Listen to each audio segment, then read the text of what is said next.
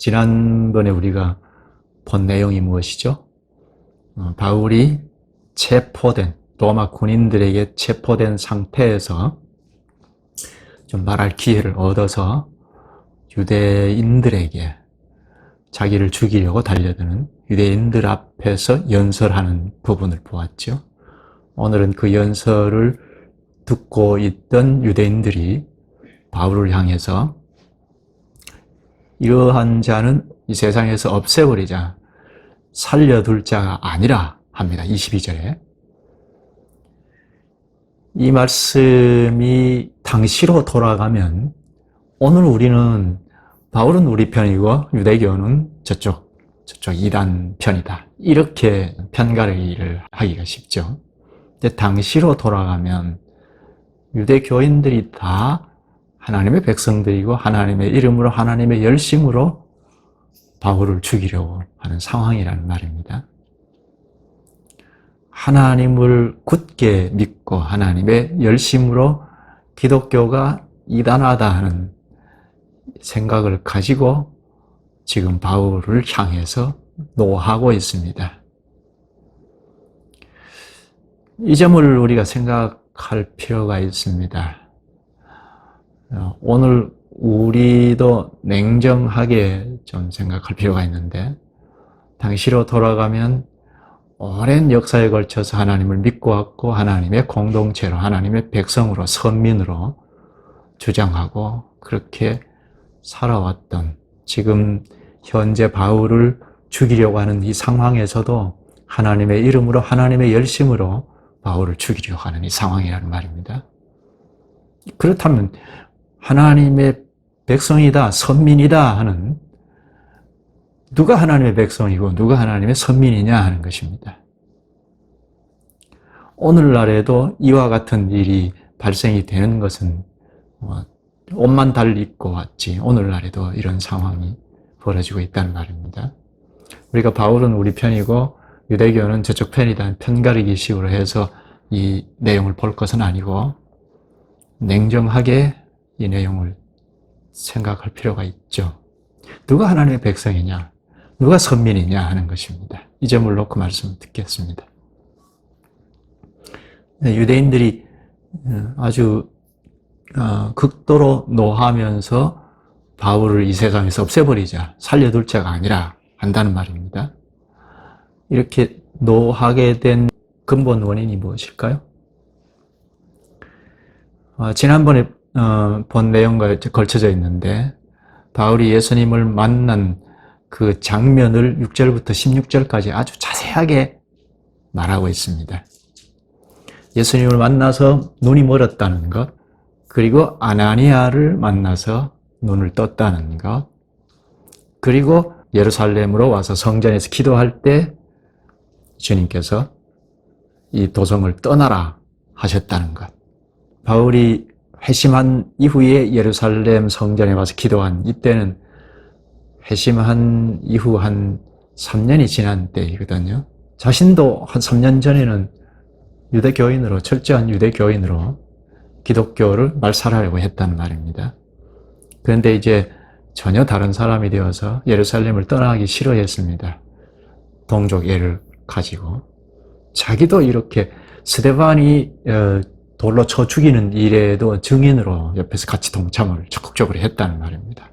그런데 부활하신 예수 그리스도를 만난 이후에 보니, 우리가 믿고 철도같이 믿고 오랜 역사에 걸쳐서 주장해왔던 하나님의 백성, 하나님의 선민이라는 이 주장이 얼마나 잘못됐고 허구에 빠져 있는가 하는 것을 알고는 동족을 구하기 위해서 사랑하는 나머지 예루살렘을 떠나기 싫어했다는 말입니다. 그게 연설 내용이에요. 그런데 21절에 떠나가라, 내가 너를 멀리 이방인에게로 보내리라 하셨다는 말입니다. 이게 예수님께서 하신 말씀을 지금 그대로 전하고 있는데요. 22절에는 이 말하는 것까지 그들이 듣다가 소리질러 이르되, 이러한 자는 세상에서 없애버리자, 살려둘 자가 아니라 합니다. 한마디로 말하면 이제 우리 편이 아니다, 그거죠. 유대교인들 상황에서는 바울이 우리와 함께 했고 스데반을 죽이는 일에도 동참했는데 이제는 스데반 편이라는 말입니다. 우리 편이 아니다 하는 거죠. 얼른 우리 형제 상황에서 생각하면 우리도 그렇게 하기 쉽잖아요. 우리 편일 때는 사랑하고 막 아껴주고 그렇게 하다가 우리 편이 아니다 할 때는 원수시하잖아요. 거기다가 좀 더 과격하게 더 씌우면 마귀 편이다 이렇게 더 씌우죠. 우리도 별 수 없어요. 그러니까 유대인들이 왜 이렇게까지 할까 하는 점을 좀 냉철하게 그들 상황에 들어가서 생각해 보면 바울이 변절자라는 말입니다. 회심한 이후에 예루살렘의 성전에 들어와서 기도할 이때 벌써 유대인들이 거의 모든 유대인들이 바울은 변절자다, 이단으로 빠졌다 이렇게 다 알고 있었던 상황이었단 말입니다. 유대 회중들을 향해서 지금 연설하는 이때는 20년이 훨씬 넘었으니까 바울은 저 이방세계에 돌아다니면서 자기들 종교인 유대교를 막 해치고 돌아다닌다 이렇게 알고 있었거든. 그러니까 완전히 자기 편이 아니니까 이건 죽일 것이다. 이 세상에 없애버리자. 살려둘 자가 아니라 했다는 말입니다. 그래서는 안 되는데 하나님을 굳게 믿고 하나님의 이름으로 사람을 죽일 수 있는가 하는 이 문제를 오늘 우리의 자리에서 생각하면 납득이 잘 안 되는데 생각할 점이 참 많이 있습니다. 본문을 잘 한번 보죠. 21절, 22절. 이게 바울이 예수님이 하신 말씀을 그대로 대언을 하는 거죠. 20년 전에 했던 말씀을. 나더러 또 이르시되 또 나가라. 내가 너를 멀리 이방인에게로 보내리라 하셨느니라. 이 말하는 것까지 그들이 듣다가 소리 질러 이르되 이러한 자는 세상에서 없애버리자 살려둘 자가 아니라 하여. 분노의 원인이 무엇이죠? 핵심은 예수님께서 내가 너를 멀리 이방인에게로 보내리라 한 이 말씀을 했다는 것. 이 말씀을 이 연설을 듣고 분노한 거죠. 이방인에게로 보내리라 하는 이 말에 심기를 크게 건드린 겁니다. 왜 그렇죠? 유대교인들의 기본 사상과 배치되는 일인데요. 유대교인들은 기본적으로 선민은 유대교인들이고 하나님의 백성은 유대인들이라는 말입니다. 이방인들은 하나님의 백성이 될 수 없다 하는 그런 라인을 굳게 치고 있었다는 말입니다. 그런데 이방인에게로 주님이 보내리라 한 말씀은 도무지 용납이 안 되는 거죠. 만약에 이방인이 하나님의 백성이 되려면 유대인이 되어야 합니다. 귀화해야 하죠. 일단 귀화하고 유대교에서 철저히 가르치고 배우는 율법에 순종해야 하죠. 이게 우리 자리에서는 얼른 이건 기득권이다. 자기 종교에 들어오지 아니하면 구원이 없다 하는 것은 굉장히 이기적이다. 집단 이기주의에 빠져있다. 그렇게 얼른 생각할 수가 있는데 유대교인들은 그랬다는 말입니다. 오랜 역사에 걸쳐서 유대인들이 하나님께서 택정한 백성이고 하나님의 선민이고 하나님의 은혜를 입은 백성이다. 구원의 백성이다 하고 주장했다는 겁니다. 주장할 만하죠. 오랜 역사에 걸쳐서 그렇게 해왔으니까. 만약에 다른 민족들이 하나님의 백성이 되려면 유대인으로 귀화해야 한다. 일단 그렇게 생각했다는 겁니다. 이방인 상태로 있어서는 구원의 백성이 아니라고 생각했던 겁니다. 그러니까 유대인들 쪽에서도 이방인들과는 어울려서 혼합되면 안 되는 것으로 생각했습니다. 만약에 이방인들과 함께하고 혼인을 하고 이렇게 되면 이방인 취급을 했던 겁니다. 사람 취급을 하지 않았다는 겁니다. 그 한 예가 북이스라엘 지역, 구약의 북이스라엘 지역의 사마리아 사람들, 이스라엘 백성들도 있었지만 아수르 나라가 포로로 끌고 가고 이방인들을 여기다 심어 놓았다는 말입니다. 그런 정책으로. 그런데 혼합하고 혼인도 같이 하고 하면서 이방인들의 피가 섞인 것을 보고 상종하지 않았죠. 유대 백성들은 이방인들과, 그러니까 사마리아 사람들과 상종하지 않았죠. 괴 취급을 했죠. 그러니까 유대인들도 이방인들과 상종할 때는 친화하면 안 된다는 생각을 했고, 같이 결혼을 해도 안 된다는 생각을 했던 겁니다. 만약에 이방인들과 같이 친화하다가 부정한 생각이 들 때는 성전에 와서 결례를 행해야 했던 것입니다. 나시린의 결례도 그런 거죠. 우리는 신구약 성경을 같이 보고 있으니까 이건 선민주의에 빠져 있다. 굉장히 편파적으로 외골수로 아주 고착화되어 있다. 이렇게 여기지 않을 수 없죠. 누가 하나님의 백성인가요? 누가 선민인가요? 오늘 우리에게도 이 말씀을 하시니까 좀 생각할 여지가 있습니다. 우리도 그렇게 하잖아요. 제가 이 말씀을 준비하면서 얼른 보면 유대교가 주장하는 거나 오늘 그리스도의 교회가 주장하는 거나 같다는 말입니다. 옷만 달리 입고 왔지. 같죠? 우리도 그리스도와 연합이 된 교회 속에 속하지 아니하면 이방인이잖아요. 하나님 백성이라고 할 수 없죠. 선민이라고 할 수 없죠. 근데 유대인들도 그렇게 하잖아요. 유대인이 되지 아니하면 하나님 백성이 아니다. 유대인이 교회이잖아요. 교회 공동체에 속하지 아니하면 하나님 백성이 아니다. 오늘 우리도 그렇게 한다는 말입니다. 그러면 누가 하나님 백성이냐? 얼른 하나 좀 꼬집을 수 있는 것은 유대인들이 지금 사람을 죽이려고 하는, 바울을 죽이려고 했다는, 이건 하나님 백성이라고 할 수 없는 거죠. 사람을 죽이려고 했다면 이건 교회라고 할 수 없죠. 오늘날 교회도 이웃에 어떤 사람을 죽이려고 했다. 하나님의 이름으로, 하나님의 열심으로 죽이고자 한다. 이건 하나님의 교회라고 할 수 없다는 겁니다. 이제 얼른 하나 좀 진단을 그렇게 할 수가 있습니다. 좀 더 들어가서 왜 그러면 그게 문제가 있는가? 당시의 말씀에 비춰 봐도 금방 알 수 있죠. 당시의 말씀은 율법이죠. 율법을 좀 더 요약하면 십계명이죠. 십계명에 살인하지 말라 했는데 당장 계명에 저촉이 되죠. 하나님의 이름으로 했다. 하나님의 이름으로 하면 사람을 죽이면 되는가? 그렇지 않죠?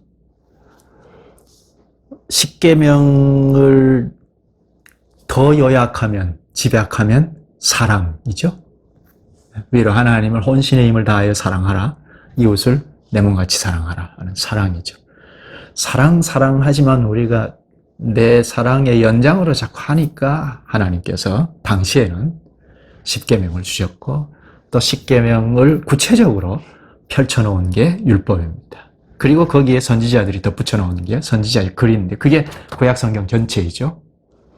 그러니까 십계명만 들여다봐도 사람을 죽이는 것은 옳지 않다. 이건 범죄 행위다. 하고 말하잖아요. 그렇다면 누가 하나님의 백성일까요?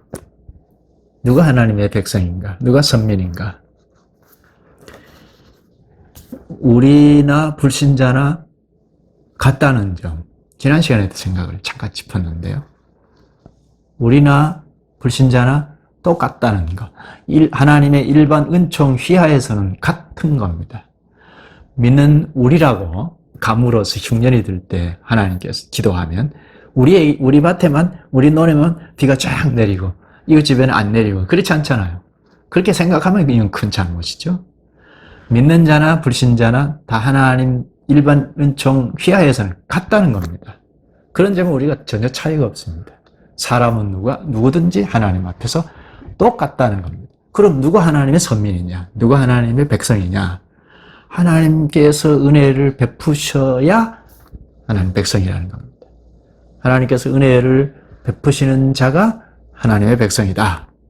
이방인도 하나님께서 은혜를 내리시면 하나님의 백성이 될 수 있다는 겁니다.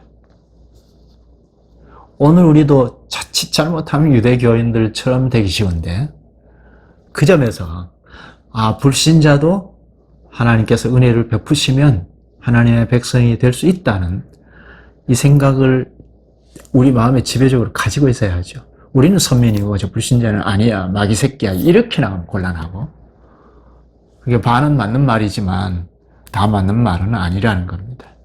불신자라도 나도 불신자일 수 있고 불신자라도 하나님의 은혜가 내려지면 하나님의 백성이 된다는 겁니다. 바울의 생각이 이 생각이었어요. 당시에 유대교인으로 철저하게 율법 교육을 받으면서 철저하게 하나님의 열심으로 기독교는 말살 종교다 생각하고 핍박을 했지만 부활하신 예수 그리스도를 만난 이후에 생각이 바뀌었다는 겁니다. 누구나 이방인도 유대인뿐만 아니라 이방인도 하나님의 은혜를 내리시면 하나님의 백성이다. 유대인이라도 하나님의 은혜를 내리시지 않으면 하나님의 은혜를 받지 않으면 이방인과 같다. 불신자다. 그런 사고를 가졌다는 겁니다. 그럼 무엇으로 구분할 건가 하는 겁니다. 하나님께서 은혜를 베푸셨다. 무엇으로 구분할 건가 하는 겁니다. 하나님께서 은혜를 베푸셨으면 말씀을 하신다는 것. 하나님께서 은혜를 베푸신 자에게는 이렇게 하자 저렇게 하자는 말씀을 하신다는 겁니다. 마치 아이들 기르면 우리 아이에게는 자꾸 이렇게 하자 저렇게 하자 하지 않습니까? 저 길 가는 아이 붙잡고 자꾸 이렇게 하자 저렇게 하자 가냐 하지 않잖아요. 그와 같이 하나님께서 자기 자녀 삼으신 은혜 베푸신 백성들에게는 이렇게 하자 저렇게 하자 그건 옳지 않다 이것이다 하고 가르쳐 주시는 말씀이 있다는 겁니다. 그리스도와 연합했으면 하나님의 백성인데 무엇으로 알 거냐? 나 그리스도와 연합해서 그리스도 안에서 살고 있어. 무엇으로 확인할 거냐? 그리스도께서 하시는 말씀을 순종한다는 겁니다. 그리스도께서 이렇게 하자 하면 그렇게 하겠습니다. 쫓아간다는 겁니다. 그런데 안 쫓아요. 그리스도께서 핵심으로 놓고 구약, 신약 둘러싸여 있는 성경을 이렇게 방대하게 주셨음에도 성경에 대해서 그렇게 관심이 없어요. 말씀을 알고자 하지 않습니다. 그러면 그리스도 안에 있다고 말할 수 없잖아요. 오늘 우리 현실인데요. 그리스도께서 이렇게 말씀을 객관적으로 계시하신 것을 기록해 놓은 이렇게 방대한 분량을 우리에게 주셨는데 하나씩 가려고 하지 않는다는 겁니다. 귀를 닫고 있다는 겁니다. 예수 믿으면 구원받고 하는 것이지 한다는 말입니다. 유대교인들이 그랬거든요. 우리 하나님의 이름으로 기독교를 말살해야 된다 해갔다는 겁니다. 율법의 말씀 당시까지 주어진 율법의 말씀 선지자의 말씀에 들여다보고 비추지 않았다는 겁니다. 오늘날에도 마찬가지죠. 하나님께서 말씀이 주어졌는데 이 말씀에 관심이 없다 하면 하나님의 백성일까 의구심이 들지 않을 수 없다는 겁니다. 방금 말씀드린 것처럼 구약의 말씀의 핵심이 십계명이죠. 십계명을 쭉 펼쳐놓은 게 율법입니다. 10마디 계명을 세세하게 펼쳐놓은 게 율법입니다. 율법이 몇 가지가 되든지 구체적으로 당시 실정에 맞춰서, 그래서 실정법이라고 하는데 그 실정에 맞춰서 쭉 펼쳐놓은 게 율법입니다. 그 율법을 토대로 해서 선지자들이 하나님의 말을 대언했습니다. 그러니까 율법을 토대로 해서 선지자들이 더 말을 붙인 게 선지자들의 글들입니다. 그러니까 십계명, 율법, 선지자의 글, 이게 구약이죠. 오늘 우리에게 주신 구약 성경이죠. 구약 성경은 선지자의 글, 십계명, 율법입니다. 이걸 좀 요약하면 위로 하나님 사랑, 이웃을 사랑하라 하는 게 핵심이죠. 우리가 사랑하라 하고 툭 던져놓으면 우리 방식으로 사랑하고 마니까 내 편리한 대로 사랑하고 말고 하니까 그건 하나님께서 원하시는 사랑이 아니니까 인간적인 사랑이니까 구체적으로 살인하지 마라, 나를 섬길 때는 형상을 만들지 마라 이렇게 십계명을 구체적으로 주셨다는 겁니다. 당시의 실정에는 구체적으로 펼쳐 놓은 게 율법입니다. 이건 아니다, 이건 이렇게 하자, 이렇게 하자, 저렇게 하자, 그건 옳지 않다 이렇게 가르치셨다는 겁니다.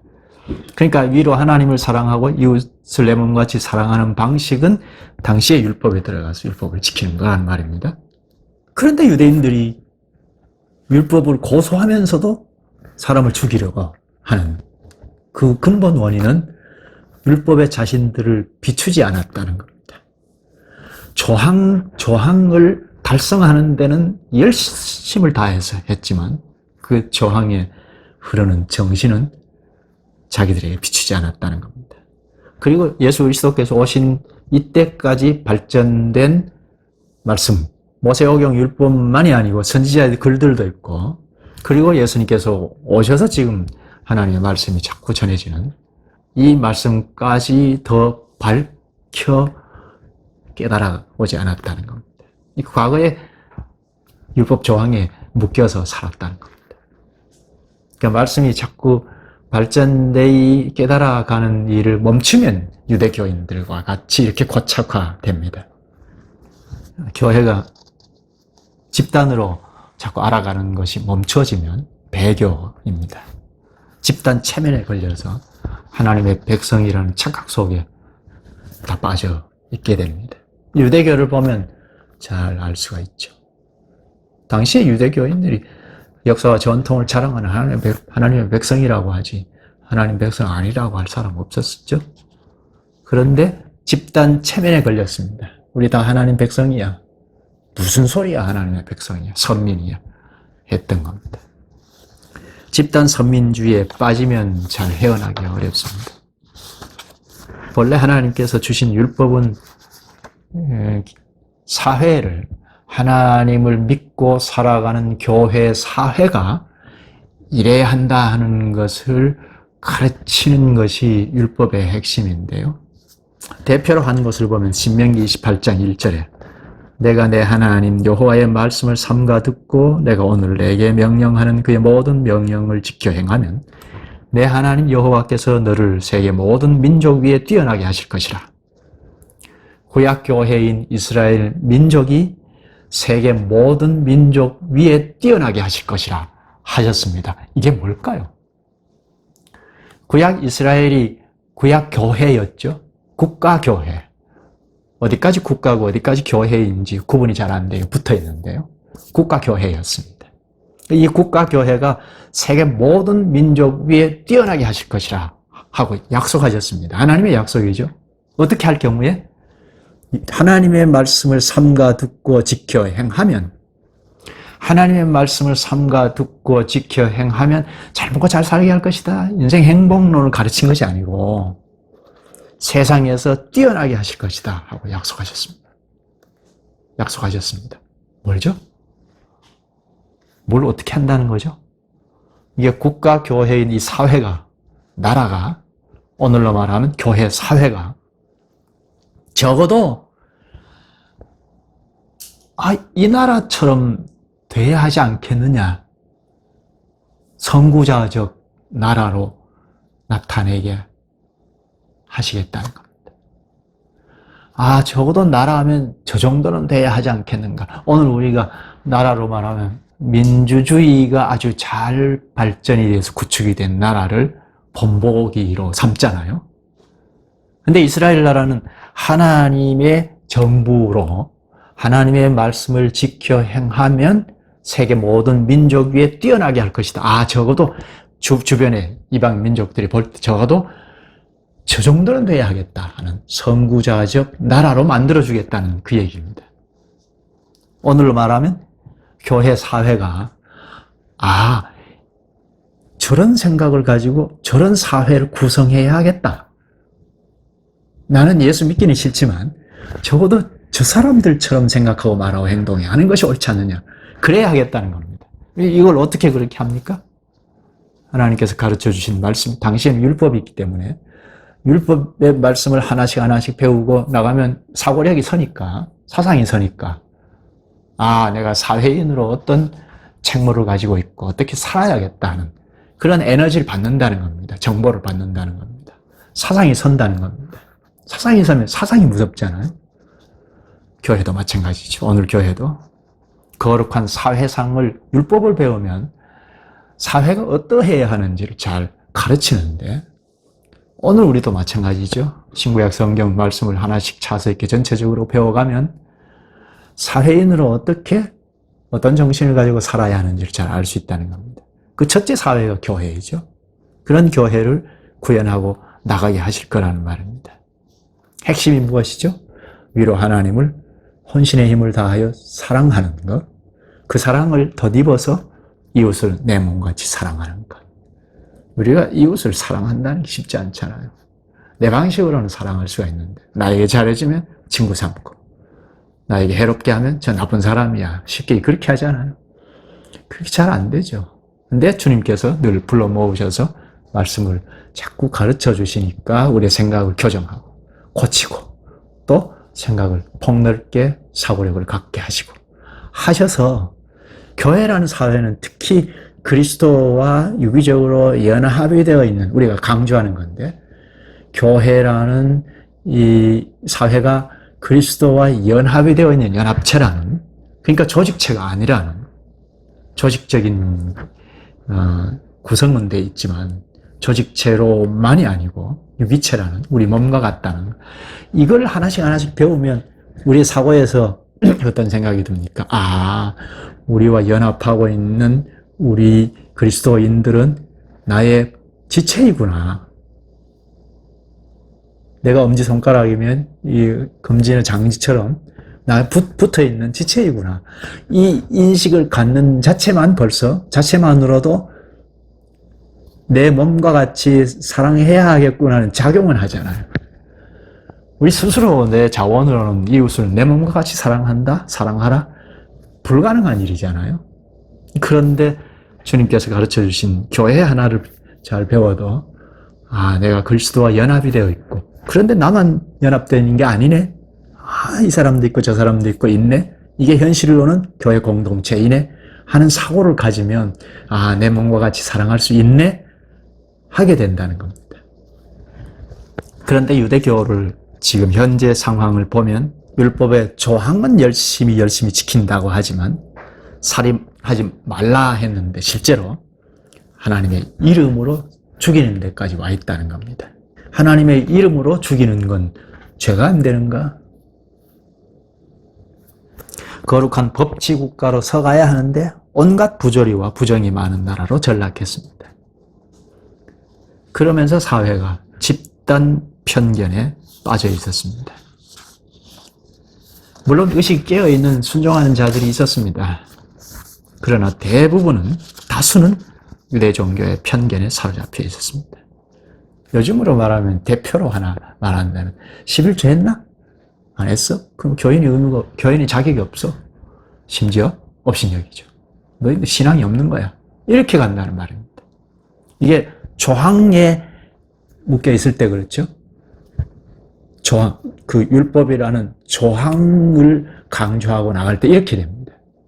11조 했어? 했으면 칭찬하고 상을 주고, 못했으면 업신여기고. 좀 더 나가면 사람을 죽이는 데까지 간다는 겁니다. 예를 들었는데요. 공동체 전체가 그런 편견에 사로잡혀 있으면 사람을 죽이는 데까지 갈 수 있다는 겁니다. 사람이 인간적으로 똘똘 뭉쳐 있으면 이건 주님께서 원하시는 일치가 아니죠. 인간적으로 똘똘 뭉쳐 있으면 하나님의 말씀이 아닌 것도 아니라고 못합니다. 분위기가 그렇게 형성이 되어 있으면 그렇죠.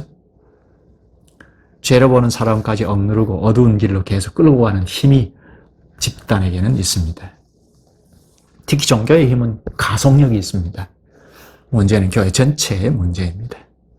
전체가 다 함께 말씀을 탐구하고, 아, 이것이구나 하고 거룩한 사회를 나타내야 하는데, 그렇지 못하게 가버리면, 전체가 그렇게 어우러져서 가면 집단적 편견에 빠져버립니다.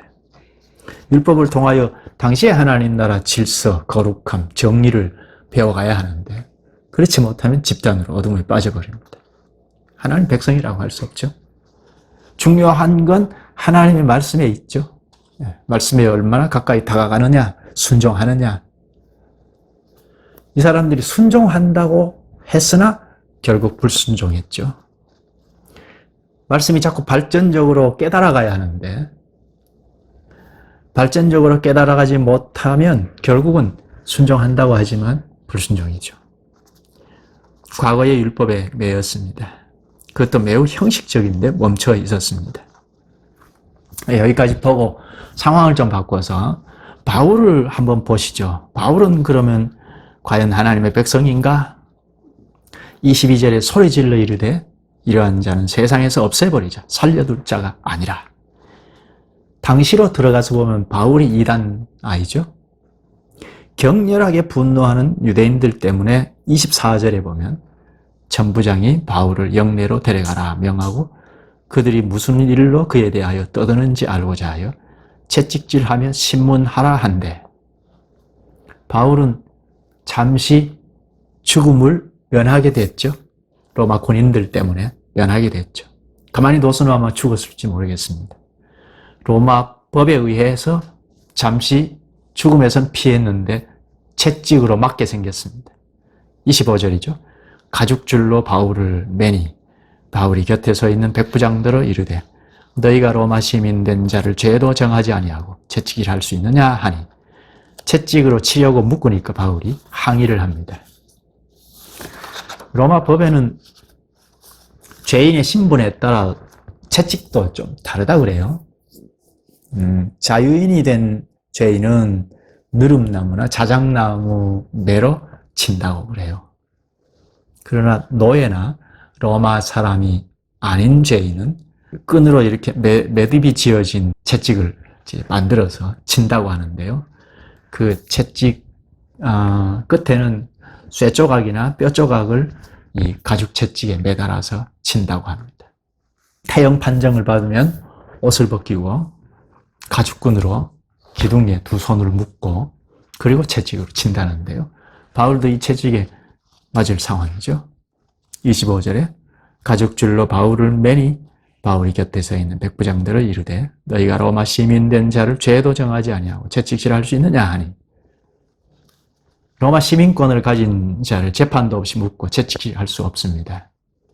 그래서 바울이 항의를 합니다. 정식으로 고소해야 하고 로마 행정관 그리고 고문단 앞에서 공청회를 가져야 합니다. 그런데 이런 절차도 없이 군인들이 매로 치려고 바울을 묶고 있습니다.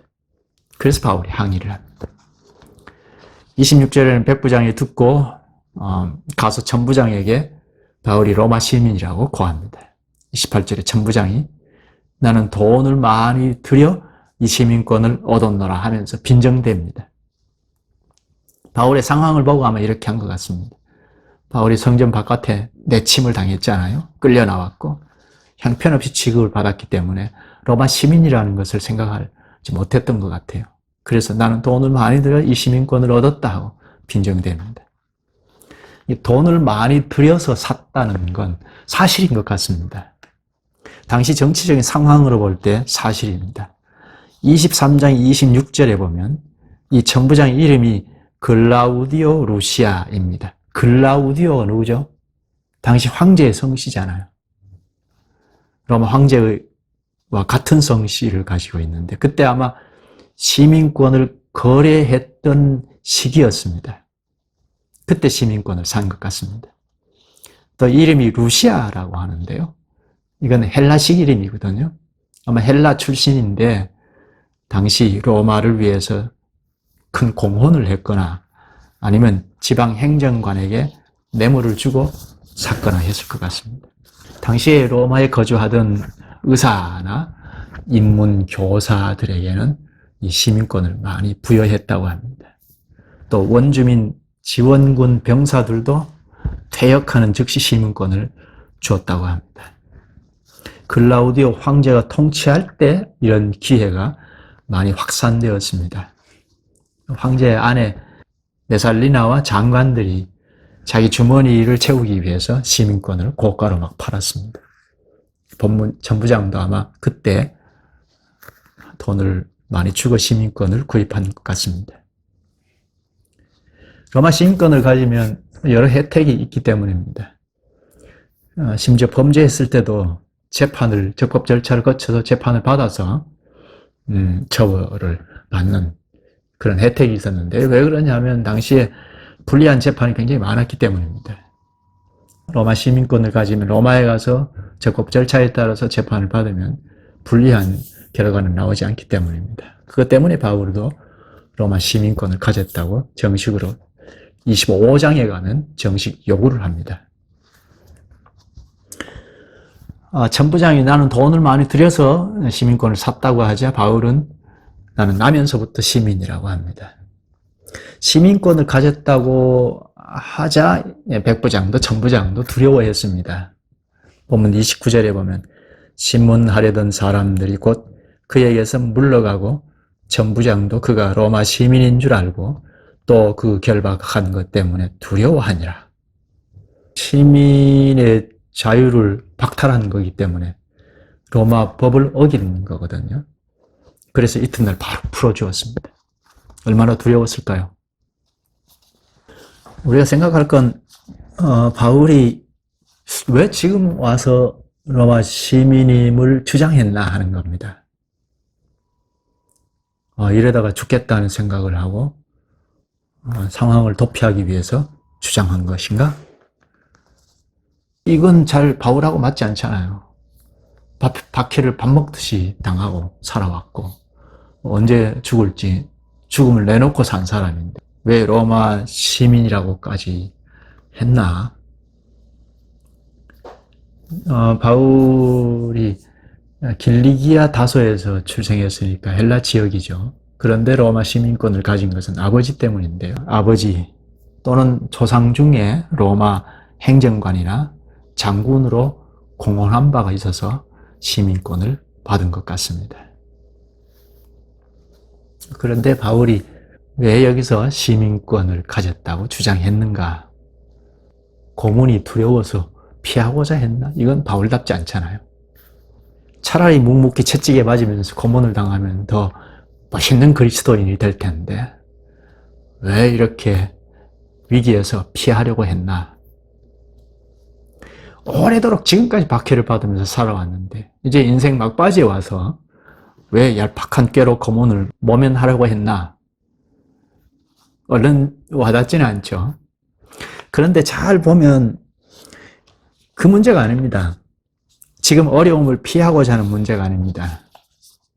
바울은 오히려 사명 때문에 이제 예루살렘에 오게 된 것도 우리가 보았죠.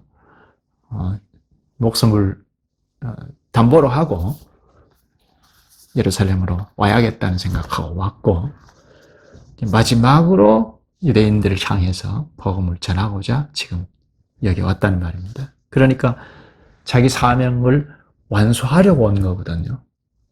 그런데 완수하기 전에 죽으면 안 되잖아요.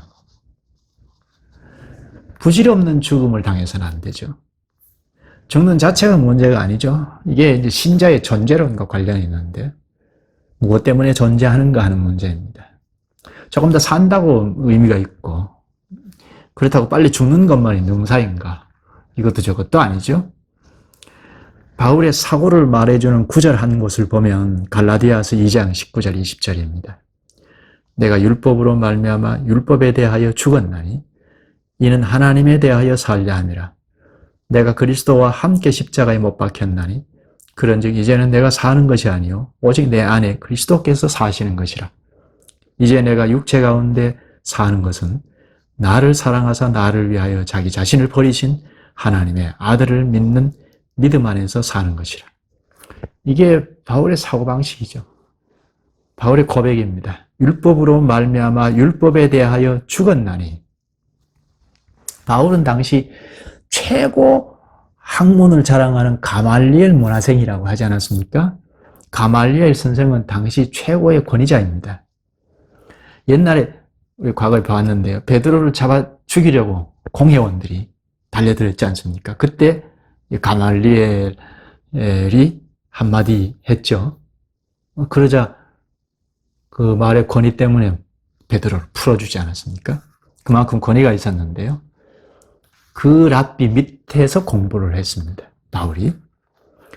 바리새파 사람들은 의식 또 그 형식, 계율 여기에 아주 강조를 두고 가르치고 배우는데 가말리엘 학파에서는 그 정신을 아주 강조를 했습니다. 현실적이고 실천적인 교훈을 강조하면서 가르쳤고 형식보다 율법의 큰 사상, 정신을 깨우치고 가르쳤습니다. 그 밑에서 바울이 공부를 했으니까 제대로 배웠죠. 유대 정통과 사상을 아주 차서 있게 잘 배웠습니다. 실천력 있게 삶을 살 수 있을 만큼 풍부한 깨달음을 가졌습니다. 유대교의 진수를 실질 있게 배웠다고 할 수 있죠. 그래서 오늘 이 본문 22장 3절에도 가말리엘의 문화에서 우리 조상들의 율법에 엄한 교훈을 받았고 오늘 너희 모든 사람처럼 하나님께 대하여 열심히 있는 자라. 그래서 교회를 막 핍박했다는 겁니다. 그러나 이제는 그리스도를 만난 이후에 그런 것까지 다 죽은 것이 되었다고 합니다. 율법에 죽었다는 것은 율법의 열심을 가지고 하나님의 열심으로 기독교를 말살하려고 했던 이것도 이제는 다 죽어버렸다. 죽은 것이 되었다. 왜죠? 자기 열심으로 했다는 겁니다. 하나님의 이름을 가지고 했지만 자기 열심으로 했다는 겁니다. 오늘날에도 그럴 수 있잖아요. 하나님의 말씀을 순종한다 하고 열심으로 하나님의 이름으로 백방으로 충성 봉사하지만 자기 열심으로 할 수 있잖아요. 방금 본 갈라디아서 2장 19절에 내가 율법으로 말미암아 율법에 대하여 죽었나니 이제 하나님에 대하여 살려 함이라. 이제는 내가 사는 것이 아니요 오직 내 안에 그리스도께서 사시는 것이라. 이게 바울의 고백이지만 신자의 존재 가치이죠. 신자란 자기 훌륭함, 자기 열심, 자기 명예, 자기 권위와 자기 종교와 자기 자랑으로 존재하는 것이 아니라는 겁니다. 이제는 내가 사는 것이 아니요 오직 내 안에 그리스도께서 사시는 것이라. 내가 스스로 존재하는 가치를 두고 사는 것을 내팽개 쳐버렸습니다. 바울이. 내 안에 그리스도께서 사시는 것이라. 주인이 바뀌었다는 거죠. 그리스도께서 내 인생의 과정, 내 인생의 목표, 방법의 주도권을 가졌다는 겁니다. 그전에는 자기가 주도권을 가지고 내가 내 인생을 주장하고 내 인생을 경영하고 내 인생의 목표를 두고 추구하고 살았다는 겁니다. 근데 이제는 확 바뀌어버렸습니다. 주인장이 바뀌었다는 겁니다. 주도권이 나가 아니고 그리스도라는 겁니다. 그러면 현실적으로는 말씀만 하십시오. 내가 그리스도의 말씀대로만 살겠습니다. 순종하겠습니다. 그거잖아요. 그런데 고문이 무슨 두려움이고 죽음 따위가 무슨 두려움이겠습니까? 그리스도인은 언제 죽느냐, 언제까지 사느냐, 그게 그렇게 중요한 것이 아니라는 겁니다. 지금 죽어야 한다면 죽는 거죠. 좀 더 살아야 하면 미루는 겁니다. 다만 주님의 뜻이 어디에 있는지, 주님의 뜻을 이루기 위해서 자신의 생애를 다하는 것뿐입니다. 바울이 그런 인생관이었습니다. 하나님의 뜻을 다 이루는 것이었다면 아마 이 자리에서 피하지 않았을 겁니다. 근데 남아 있었기 때문에 피했던 겁니다. 천부장에게 바락바락 대들 수 있잖아요. 아, 너 예수 믿는 사람을 가두었으니까 하나님 가만두지 않을 거다. 그리고 호되게 매를 맞고 단번에 자폭할 수도 있습니다. 근데 하나님의 뜻을 이루는 것이 아니었다는 겁니다. 또 하나님의 뜻을 이루기 위해서 피하고 도망칠 필요도 없죠. 그렇다고 자폭하는 것은 옳은 게 아니죠. 복음을 전하다가 맞아 죽는 일이면 죽죠. 그러나 천부장과 복음과는 아무런 상관관계가 없습니다. 그렇죠? 천부장하고 복음하고는 관계가 없습니다. 그래서 피할 수 있으면 피하자 했던 겁니다. 그게 오히려 책임 있는 행동이죠. 골로새서 1장 28, 29절에 우리가 그를 전파하여 각 사람을 권하고 모든 지혜로 각 사람을 그리스도 안에서 완전한 자로 세우려 함이니 이를 위하여 나도 내 속에서 능력으로 역사하시는 이의 역사를 따라 힘을 다하여 수고하노라. 이게 바울의 책임이었고 그리스도인들의 책임입니다. 내 속에서 능력으로 역사하시는 이의 역사를 따라 힘을 다하여 수고하노라. 이게 성도의 책임입니다. 그리스도 안에서 산다는 것은 자기 책임은 사라져버렸다는 것이 아니죠. 그리스도 안에서 산다. 자기 책임이 다 사라져버린 것처럼 생각하기 쉬운데 그건 아니죠. 내가 그리스도 밖에 있을 때는 내가 주인이었다는 거죠. 내가 주인이었고 내 인생을 내가 경영했던 이 자리에서 돌아서서 이제는 주님이 내 인생의 전부이고 그래서 내 인생을 정하고 주님이 내 인생의 목표를 정하고 주님이 내 방법을 정하는 자리로 옮겨서 사는, 이것이 그리스도 안에서 사는 거죠. 말씀만 하십시오. 그렇게 살겠습니다 하는 정신입니다. 이건 큰 일이든 작은 일이든 아주 작은 일에서부터 큰 일까지 다 내가 책임 있게 그리스도 안에서 살아가는 거죠. 이게 신자의 생애입니다. 시작하면서 누가 하나님의 백성인가? 누가 선민인가? 한 질문하면서 시작을 했는데요. 누가 하나님의 백성인가? 누가 선민인가? 당시의 상황에서 유대교인들인가? 바울인가? 오늘 우리의 상황에서도 이와 흡사한 일이 늘 반복이 됩니다. 기도하시죠. 은혜가 풍성하신 주님, 주님께서 저희의 주가 되셔서 말씀하시는 것을 따르는 것이 저희의 정죄 방식임을 깨닫게 하시옵나이다. 내가 내 인생을 정하고 살아가던 저희가 이제 이를 다 배설물처럼 버리고 그리스도 안에서 살게 하시옵소서. 내 인생을 이제는 주님께서 정하시고 인도하시는 것을 굳게 믿게 하시옵소서. 주께서 말씀하시는 것이 저희의 갈 길의 큰 원리임을 알고 따르게 하시옵소서. 그렇게 살아가지 아니하면 저희는 여지없이 그저 종교인으로 전락하여 유대교처럼 사람을 미워하고 죽이는 데까지도 빠질 수 있음을 생각하고 두려움으로 주님의 말씀만을 따르게 하시옵소서. 예수님의 이름으로 기도하옵나이다. 아멘.